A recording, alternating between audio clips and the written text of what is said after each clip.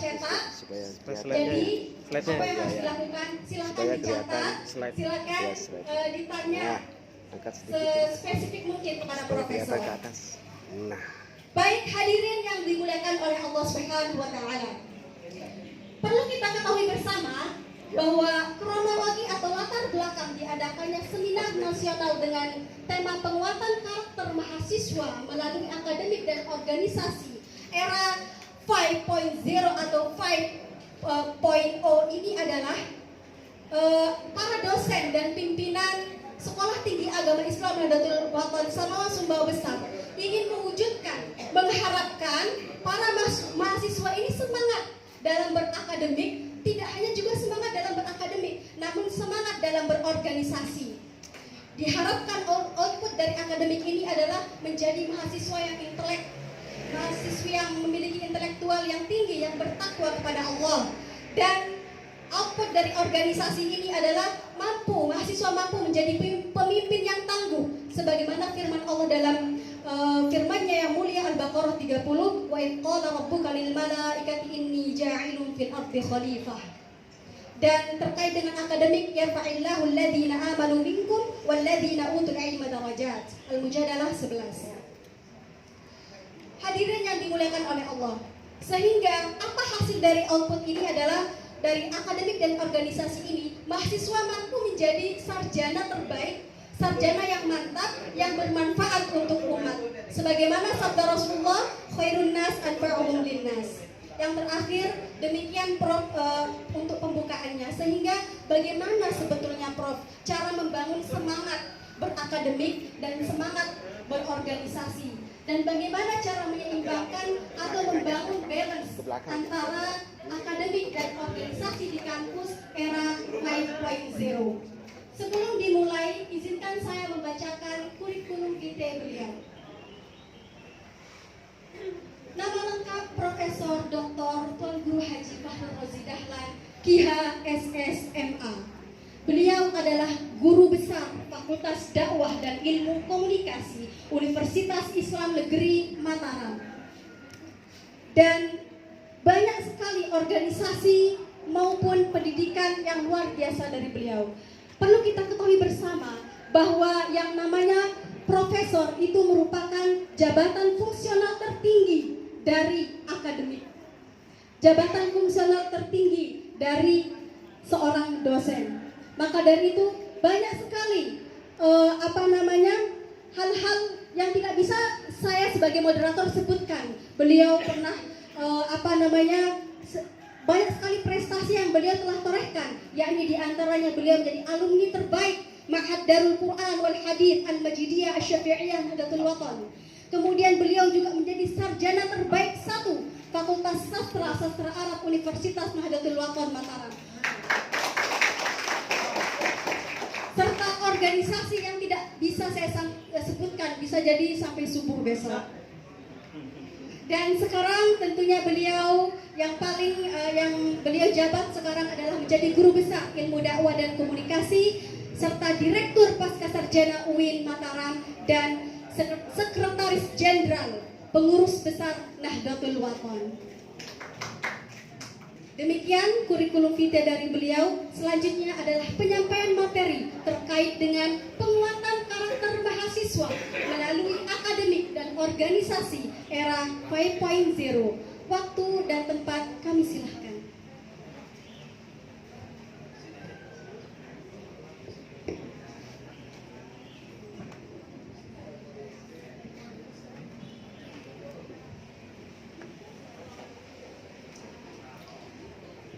Bismillahirrahmanirrahim. Bismillahirrahmanirrahim. Assalamualaikum warahmatullahi wabarakatuh. Untuk penyemangat, pokoknya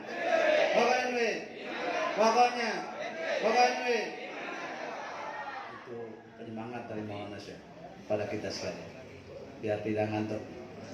Yang saya muliakan pengawas Dewan Pengawas Sekolah Tinggi Agama Islam Nahdlatul Watan Samawa Sumbawa Besar, dan Guru Dr. Andes Muhammad Putra MPDI, Ketua Sekolah Tinggi, agama Islam Samawa Sumbawa Besar Kedaulatan yang saya muliakan, Ketua Pengurus Daerah Kedaulatan Sumbawa, Sasuli Daerah Pengurus Cabang, Cabang, Masukatau, yang saya muliakan guru saya ada di PAM saya ini, sekaligus adalah Ketua Pengadilan Tinggi Agama ya Sumbawa, Anugerah Ustaz Muhammad Nasir IH SHG MH ya, beliau ini orang alim, guru saya di Mahat di Pancor. Alhamdulillah hadir bersama kita. Seluruh sivitas akademika Sekolah Tinggi Agama Islam Kedaulatan Samawa yang saya banggakan, para mahasiswa-mahasiswi yang saya muliakan. Izinkan saya untuk berpantun. Baru saja saya makan sepang, rasanya enak sekali. Demikian dan terima kasih. Balas saja. Alhamdulillah. Ini kita relax saja, santai. Slide sudah ada. Sebelum saya lebih lanjut, saya menginginkan untuk kita coba lihat slide yang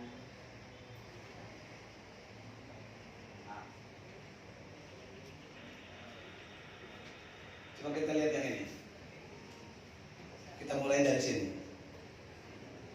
Tipe karakter manusia yang bisa muncul. Bisa saja menjadi wawasan multikultural, bisa saja dia sebagai sebuah karakter yang melekat pada diri masing-masing. Bapak Ibu Saudara bisa lihat ada kolom 1, 2, 3 sampai 8.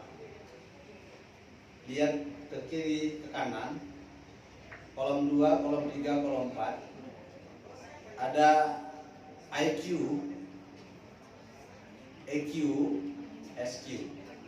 Ada intellectual quotient, ada emotional quotient, dan ada spiritual quotient. Kecerdasan logika, kecerdasan emosi, dan kecerdasan spiritual. Nah, tipe manusia yang berkarakter pertama adalah intelektualnya rendah,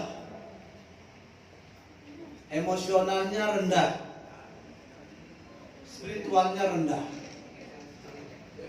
Maka karakter masyarakat yang muncul adalah masyarakat yang DO, drop out, tak bisa bersaing. Masyarakat yang tidak bisa diandalkan.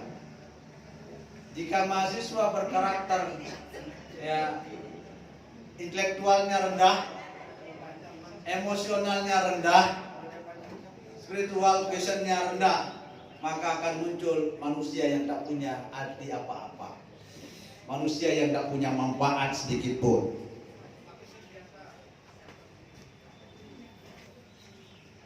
Ini manusia yang pertama adalah manusia, kalau dia jadi sampah, sampah bisa berguna. Tapi kalau dia tipikal manusia seperti ini, ya, dia tidak punya ya apa-apa. Indahu ra'sun walakin ma indahu aqlun. Dia punya akal tapi tidak punya kepala. Punya kepala tapi tidak punya akal. Indahu qalbun walakin ma indahu ruhun. Dia punya hati tapi tidak punya refleksi. Ini tipikal manusia yang pertama.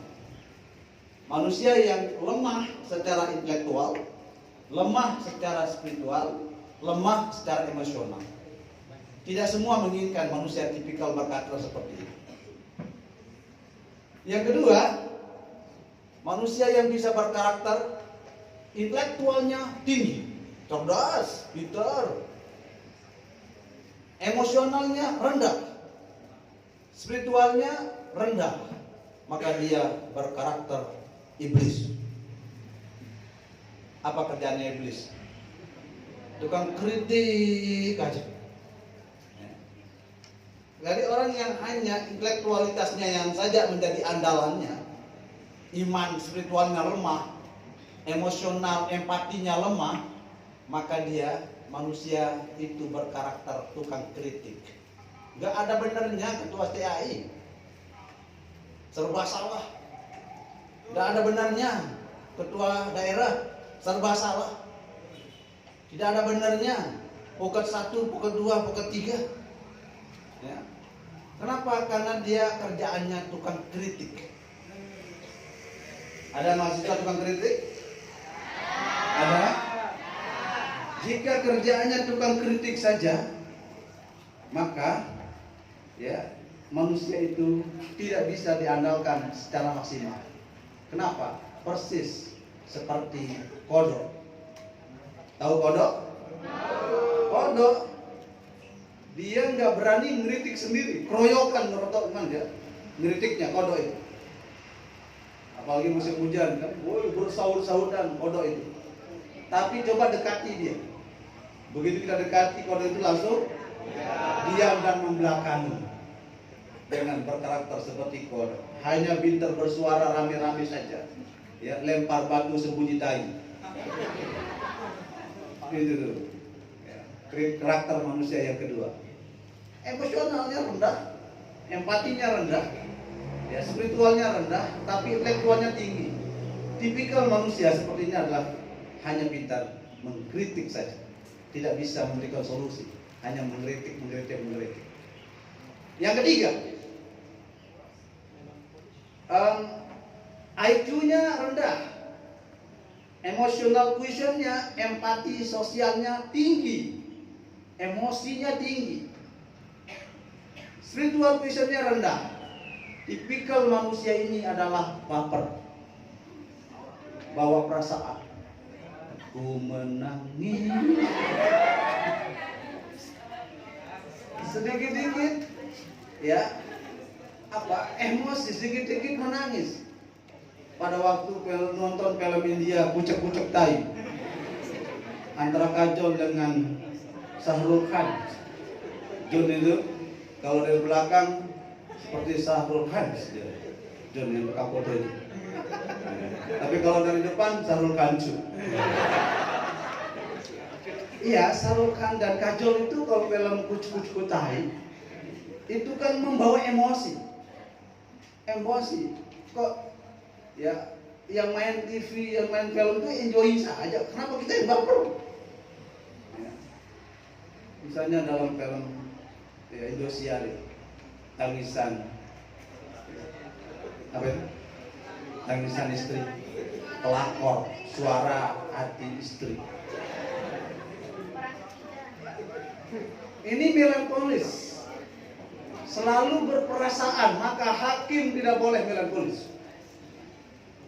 Itu sebabnya tanda kutip perempuan itu ya tidak diberikan hak cerai oleh Allah dalam kehidupan manusia.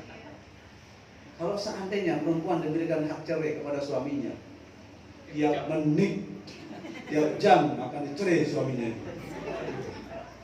Kenapa? Karena emosional. Ya, emosi. Memang perempuan itu memang emosional, terlalu bawa perasaan. Betul kata pepatah, kasih ibu sepanjang jalan, kasih bapak jalan-jalan. Kalau bapak kan makan, tidak ingat siapa-siapa. Kalau ibu kalau makan pasti ingat anaknya. Betul ibu? Ya karena perempuan itu kan perasaannya halus, maka perempuan disebut makhluk halus. Itu melankolis, perasaan. Jadi orang yang terlalu berperasaan susah maju. Punya bisnis, lihat orang, kasihan, akhirnya modalnya habis. Kenapa? Karena terlalu baper, terlalu banyak perasaan. Kenapa? Karena ya emosionalnya terlalu tinggi, sehingga susah bersaing orang-orang yang terlalu emosional itu, terlalu bawa perasaan. Begitu dia daftar sama orang, banyak sekali saingan saya. Udah, biarkan aja lah dia yang maju. Itu baper. Orang yang terlalu banyak perasaan. Yang kompetitif saja, semangat saja. Urusan Berhasil tidak berhasil urusan nanti. Yang penting semangat bersama. Ya. Tipikal manusia yang ketiga ini susah beradaptasi dengan lingkungan. Dia selalu bawa perasaan, baper. Yang keempat, IQ-nya rendah, emosionalnya rendah, tapi spiritual quotient-nya tinggi. Woi, ini agamais. Ya, biasa fanatik dan tukang doa. Tukang doa aja sih. Ya, agamanya tinggi, spiritualnya tinggi, tapi ilmunya rendah, emosionalnya rendah. Ini tipikal manusia menara gade. Dia hanya fanatis. Dirinya sendiri aja paling benar, yang lain neraka. Bid'ah semua. Kirain surga buatan babunya. Semua yang dibid'ahkan. Kenapa? Karena terlalu menganggap diri tinggi pada aspek spiritualitas quotient-nya. Jika emosional rendah, ya intelektualnya rendah, tapi spiritual quotient-nya tinggi, maka tipikal manusia yang akan muncul adalah fanatisme. Fanatik, dianya saja yang benar. Kalau orang yang tak kunut, maka dia tak sah sholat subuhnya. Ini tipikal manusia yang keempat. Tipikal manusia yang kelima, intelektual quotient-nya tinggi, emosional quotient-nya tinggi, spiritual quotient-nya rendah. Dia manusia agnostik, manusia sekuler. Jadi agama dibiarin saja. Dia agama itu urusan privat. Jadi lakum dinukum wala dolim. Enggak mau hidupkan agama, enggak mau menjalankan perintah agama, perintah Allah. Itu kalau orang bertipikal emosionalnya tinggi, intelektualnya tinggi tapi spiritualnya rendah. Itu adalah manusia agnostik. Yang manusia yang ateis, manusia yang anti agama, anti Tuhan. Dan itu tidak boleh bagi mahasiswa kita semua kader-kader Mautolaka, tidak boleh berkarakter seperti itu. Atau yang keenam, tipe karakter yang bisa muncul adalah intelektualnya tinggi, emosionalnya rendah, spiritual quotient-nya tinggi, emosinya rendah. Kira-kira apa yang muncul di sini? Menara gading, mati rasa. Dia nggak peduli dengan lingkungan sekitar. Ya, dia bertahajud sendiri, beretikaf sendiri, kenyang sendiri, ya, sugih sendiri, umroh berkali-kali, haji berkali-kali. Dia tidak peduli dengan masyarakat sekitar. Ini menara gading. Dia mengukur dirinya paling tinggi, sementara yang lain rendah. Tipikal manusia ini susah hidup di era yang 4.0, apalagi 5.0. Susah. Tipikal manusia yang ke-7, intelektualnya rendah, emosionalnya tinggi, spiritualnya tinggi.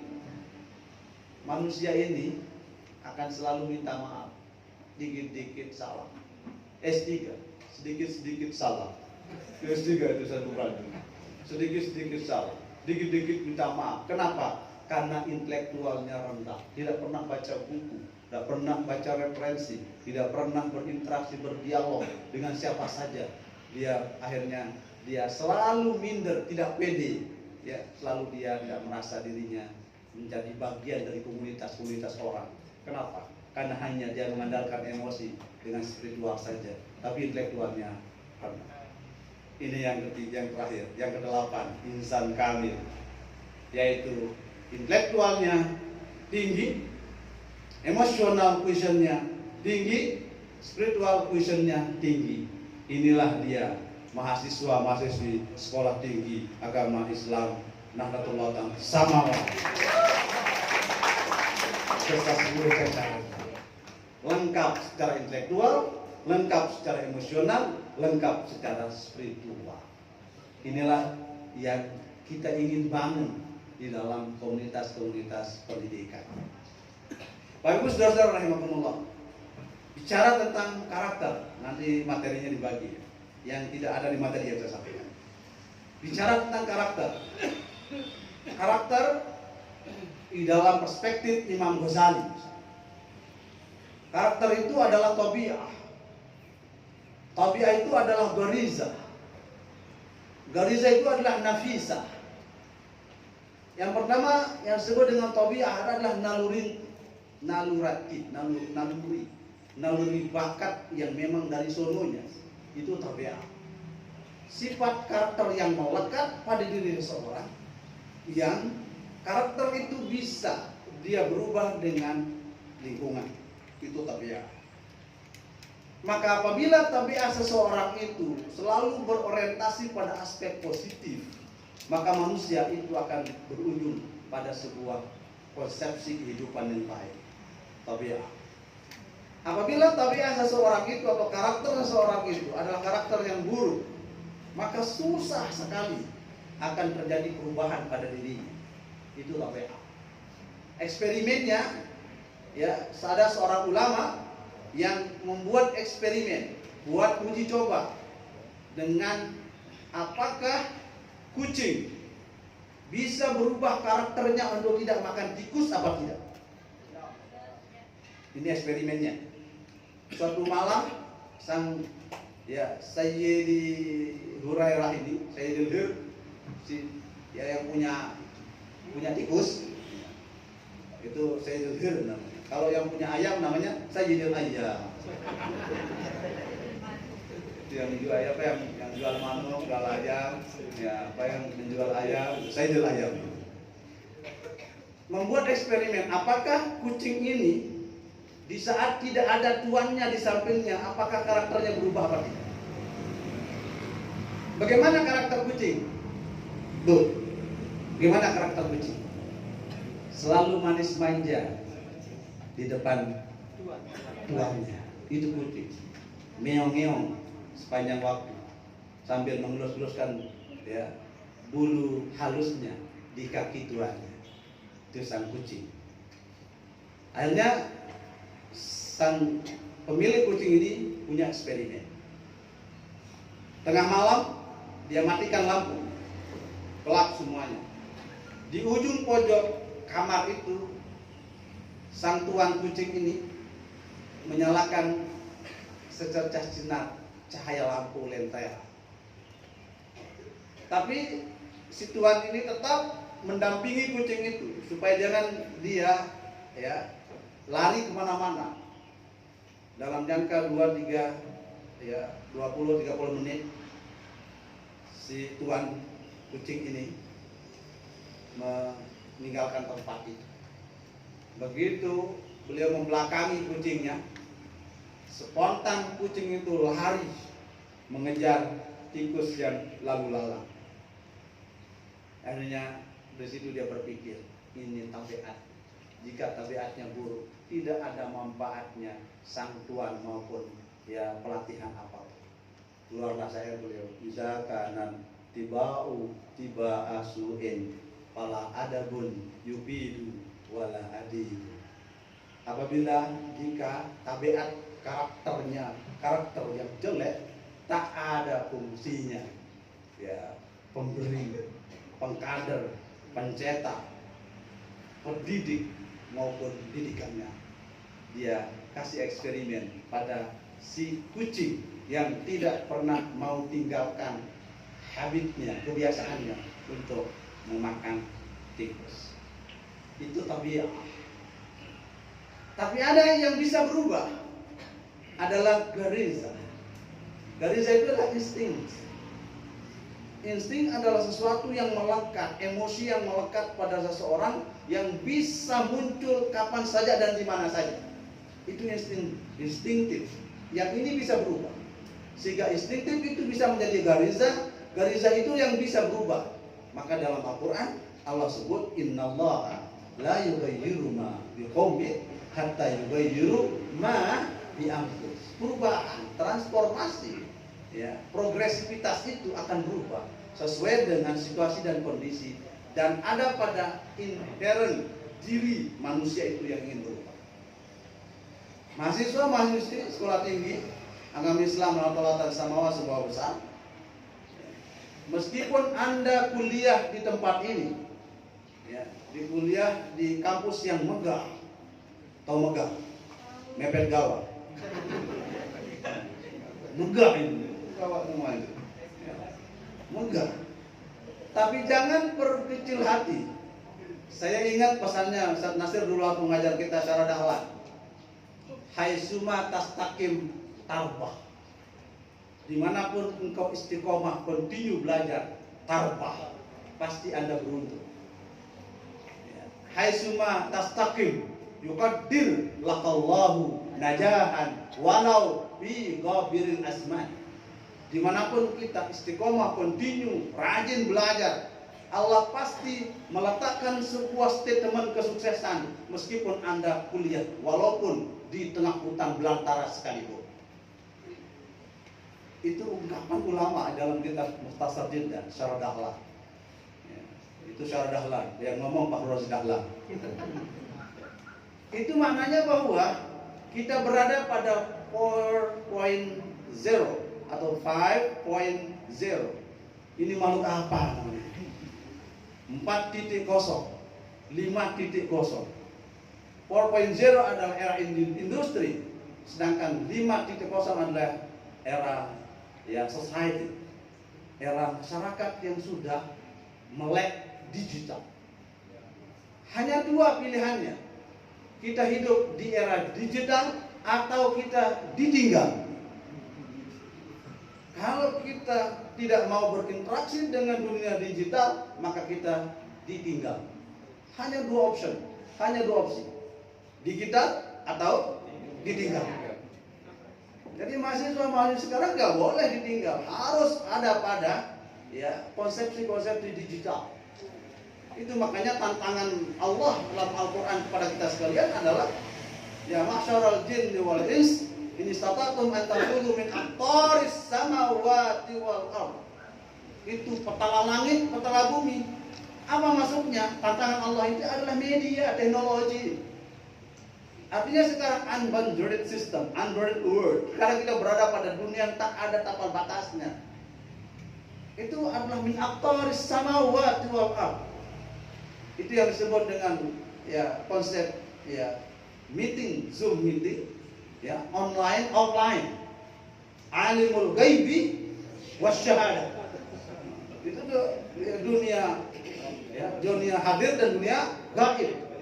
Sekarang sudah tidak ada perbedaan antara dunia gaib dengan dunia hadir, dunia nyata. Kenapa? Karena kita berada pada aqtaris samawati wal ardh. Itu Al-Quran udah ngomong 4444 abad yang silam bicara tentang digital. Tapi kenapa kita mau kurang melek? Baru sadar sekarang, main HP aja baru kemarin, ya Bu ya. Sekarang akhirnya jadi paradigmatik perubahan perilaku sosial. Ya, dengan sebabnya ada digital ini, dunia, world, universe in your hand, in your finger. Bahwa dunia ada di jari jemari kita. Itu yang disebut oleh Allah al-yauma nahdimu ala afwahihim wa tukallimuna.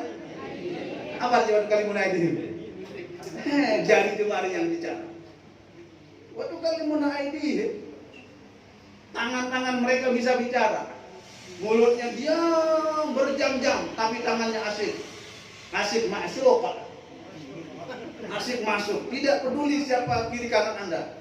Anda sudah berinteraksi dengan dunia-dunia yang luar biasa. Aqtaris samawati wal ardh. Dengan matukan limuna aidihim. Itu industri digital. Maka mahasiswa-mahasiswi kita semua warga Nahdlatul umat muslim, umat Islam, umat dunia tidak akan mampu meraih aqtaris samawati wal ardh itu kecuali illa bisultanin. Imam Tabari menafsirkan bisultanin ay bi qudratillah. Imam At-Tabatabai menafsirkan bisultan ay bil ulum wal ma'rifah, dengan ilmu pengetahuan dan cakrawala berpikir. Imam Al-Maraghi menafsirkan biteknologi dengan teknologi. Itu namanya bisultan. Bisul. Bisul itu jangan sakit sekali bisul. Bisultan. Artinya bahwa kita berada pada era digitalisasi ini, harus kita respon cepat, quick respon terhadap persoalan-persoalan yang terjadi di fenomena-fenomena kita saat ini. Maka kita harus memiliki digital skill, kemampuan digitalisasi. Dulu waktu kita ngaji di Indonesia, kita bawa kitab, hebat, luar biasa. Sekarang kitab ada di handphone, kitab ada di HP, kitab ada di laptop. Semua sudah digital semua, sudah di PDF kan. Tinggal kapan dimanapun tinggal kita baca. Quran sudah ada di HP. Apakah boleh kita bawa HP ke dalam toilet? Pak, boleh kita bawa HP ke toilet? Kan ada Al-Quran di dalamnya. Begitu di toilet, ya, ada yang nelpon. Ternyata ringtone-nya Qul huwallahu ahad. Bagaimana kira-kira perspektif syariatnya? Ada di dalam WC, ringtone-nya Qul huwallahu ahad, diangkat sebelum selesai. Baru bilang Qul huwa, langsung halo. Ayatnya belum tuntas. Bagaimana paradigma hukum? Bagaimana bacaan yang tadi? Bagaimana tentang tempat kita membaca ayat Al-Quran tadi? Terjadi dialektika hukum dalam konsep memahami formula hukum Islam, hukum syariat. Itu sebabkan kenapa? Karena digitalisasi itu merubah paradigmatik. Maka konsep hukum universalnya adalah al-hukmu yaduru ma'al illati wujudan wa adaman. Tagayyurul ahkam bidagayyuril azminati wal amkinah. Watak dasar logika empirik berpikir hukum adalah Imam Syafi'i, sehingga selalu suitable, selalu relevan dengan konteks apapun dan dimanapun. Di saat kita dalam WC membawa HP, yang kita bawa adalah HP bukan Quran, ya kan? Yang kita bawa HP adalah Quran. HP, maka boleh, karena yang kita bawa adalah HP bukan Qurannya. Ini dialektika hukum yang berubah karena persoalan digital. Maka kita harus memiliki digital skill. Kita harus memiliki safety skill, digital safety. Kita harus mampu memiliki filterisasi digital. Bapak Ibu jangan terlalu umbar. Jangan terlalu umbar, sedikit-sedikit. Lagi umrah guys. Lagi di depan Ka'bah guys. Lagi di Raudah guys. Mohon doanya ya. Terjadi paradigma. Ya, era-era kita haji tahun-tahun 2000-an ke atas. 90, 99 terus ke atas. Itu khusyuk sekali kita melaksanakan ibadah haji, ibadah umrah, ziarah di Raudhah, di makam Rasulullah. Kalau sekarang berdoa khusyuk, ya Allah, ternyata diminta direkam. Maka saya punya tulisan, belum final sih tulisan ini, masih dalam laptop. Haji dan selfie, ibadah selfie. Saya gunakan terminologi ibadah selfie antara normativitas, sakralitas, sosialitas, dan popularitas. Apakah niat orang selfie di depan Ka'bah? Apakah ada norma-normanya? Atau perubahan itu sudah tidak sakral lagi? Di saat kita berada di depan Ka'bah di Multazam, di bawah mihrab, pancoran emas, kita berdoa. Sekarang sudah terjadi paradigmatik. Kita berdoa minta difoto. Saya waktu di Mekah kemarin, saya wawancarai 10 orang dari 10 negara. Ada yang saya pakai bahasa Inggris nanya, ada yang saya pakai bahasa Arab. Tentang bagaimana pendapat Anda tentang selfie.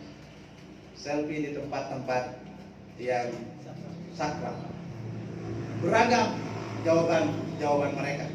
Sehingga dari itu saya menemukan titik temu bahwa selfie itu ada aspek normativitasnya. Oh, untuk dikenang oleh anak-anakku nanti di belakang hari. Begitu dia lihat saya ada di depan Ka'bah, oh ternyata kakek saya dulu, nenek saya sudah ke Makkah. Mudah-mudahan haji dan umrahnya makbul. Itu nawaitunya untuk menjadi kenangan sejarah. Itu normativitas. Ada yang memaknai sakralitas, bahwa ini kita ya berhaji itu adalah sesuatu yang sakral. Waktu saya memberikan bimbingan manasik, orang berhaji itu karena faktor 3N, saya bilang. N yang pertama adalah faktor nisab.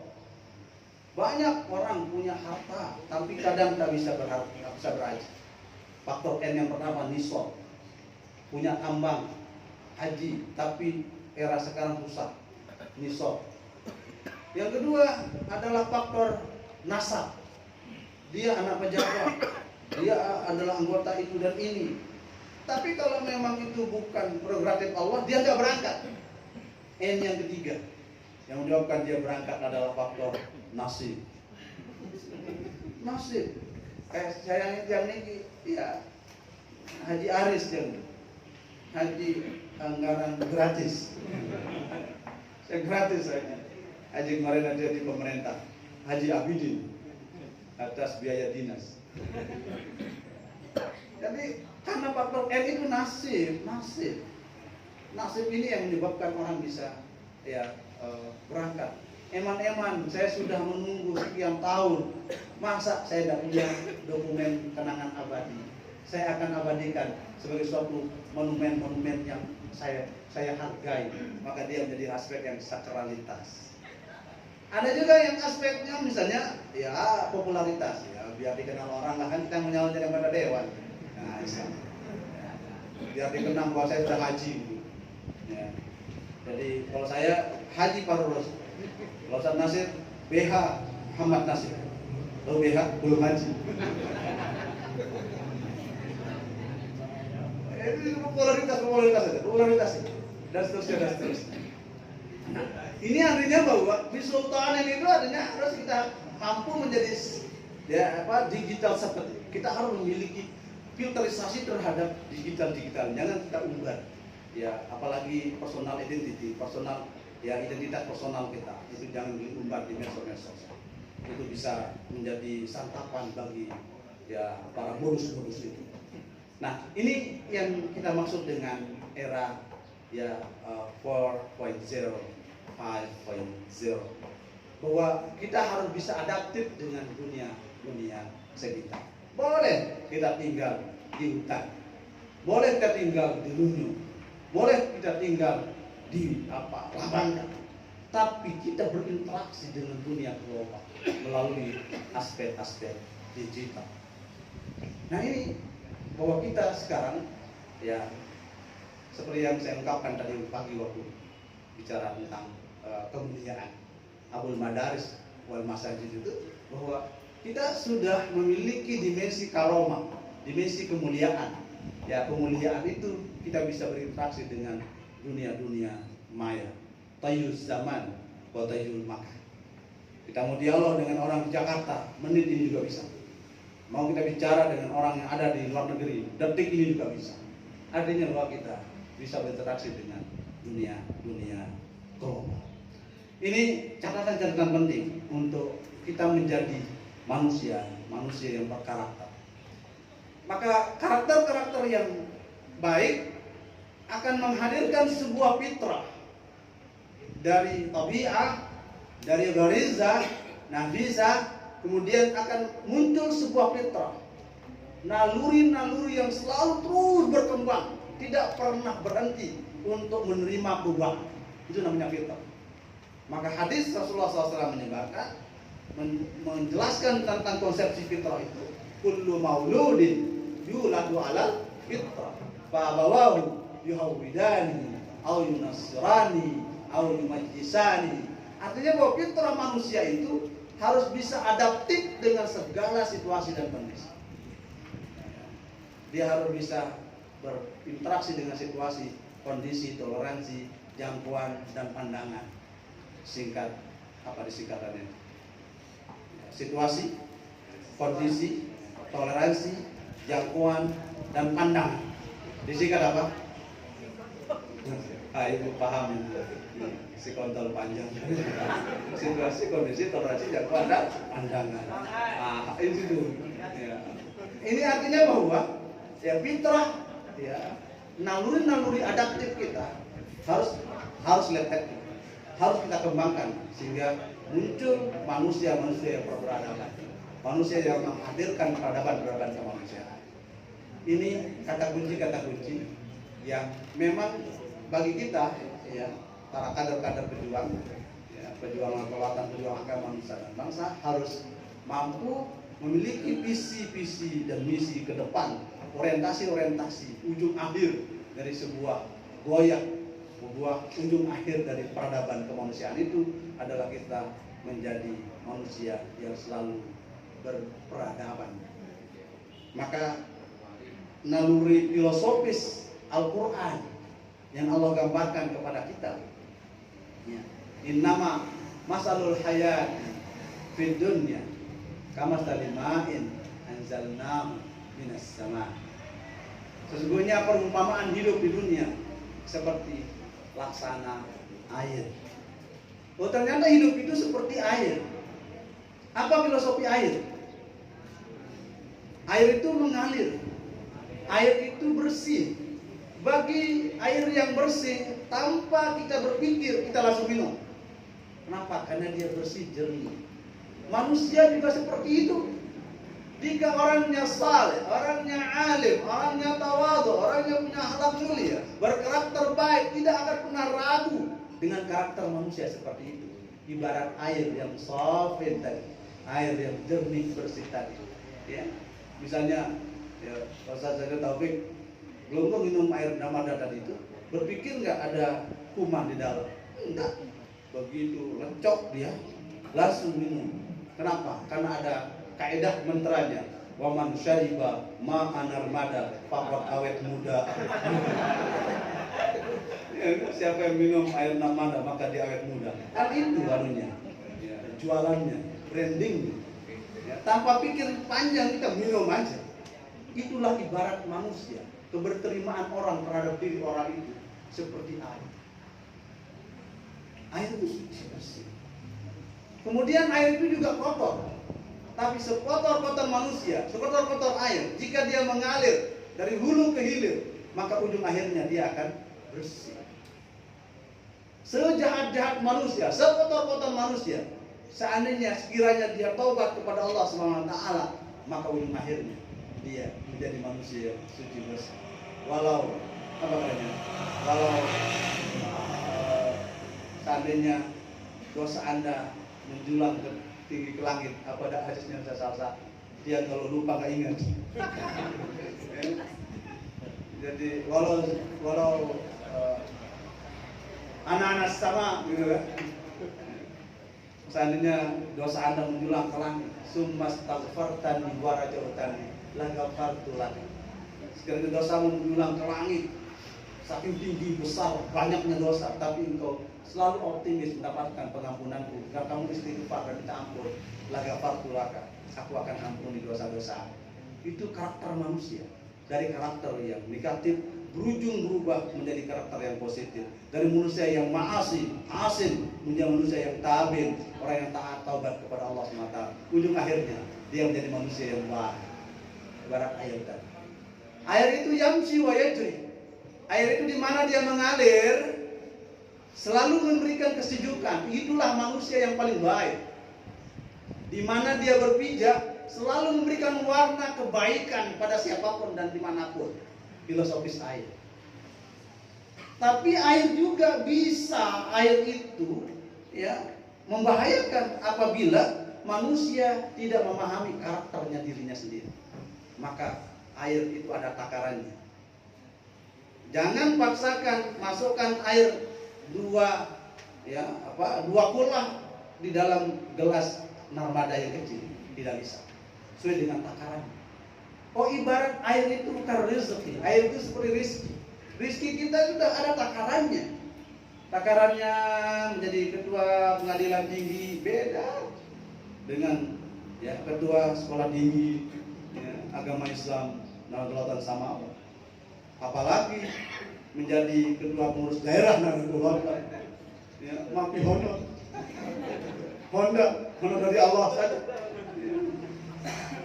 Maka itulah takar ukuran. Al-ma'u yukaddiru qadral insan. Air itu memberikan tamsil ukuran kehidupan manusia. Maka manfaatkanlah situasi kondisi di mana kita bisa berada, menyesuaikan dengan apa yang kita punya.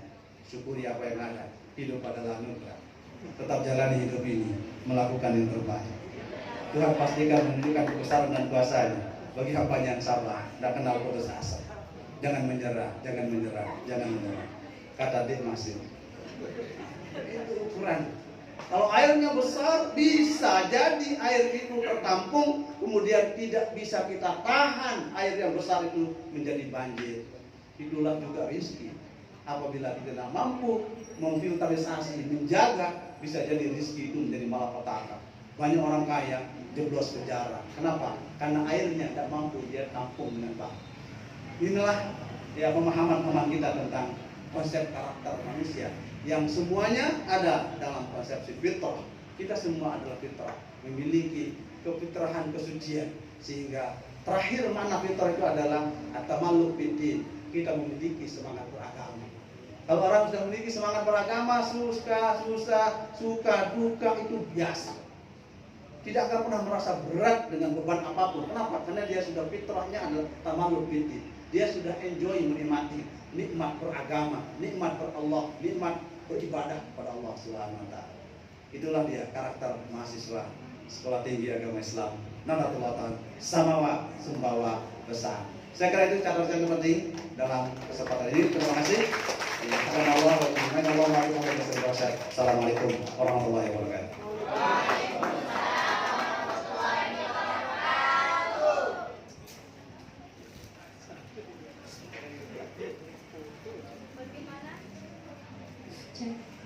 Bagaimana hadirin yang dimuliakan oleh Allah Subhanahu wa taala?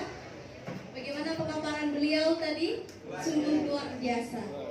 Dari retorika, dialektika, berdakwah, mengutarakan kata demi kata, kalimat demi kalimat, sungguh luar biasa. Makanya beliau layak menjadi guru besar, profesor. Dan ini kita sebagai dosen, sebagai mahasiswa tentunya bisa meniru bagaimana beliau tidak hanya menjadi seorang akademisi, namun menjadi organisatoris juga. Untuk lebih lanjutnya, supaya biasanya kita termotivasi dengan satu tokoh dan beliau juga layak menjadi panutan kita semua. Untuk lebih lanjutnya juga, jika saudara